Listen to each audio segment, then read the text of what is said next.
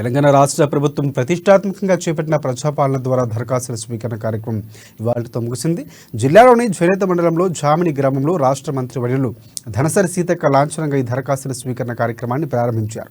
అధికారులు పల్లెలు, పట్టణంలోని ఆయా వార్డుల్లో ప్రత్యేక కౌంటర్లు సైతం ఏర్పాటు చేసి లబ్ధిదారుల నుంచి ఈ దరఖాస్తులు అయితే స్వీకరించారు.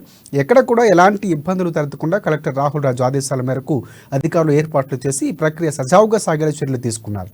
ఇక జిల్లాలో శుక్రవారం 5వ తేదీ నాటికి 2,39,021 దరఖాస్తులు వచ్చినట్లు అధికారులు చెబుతున్నారు. మరోవైపు ఆన్లైన్ నమోదు ప్రక్రియ సైతం ప్రారంభమైంది.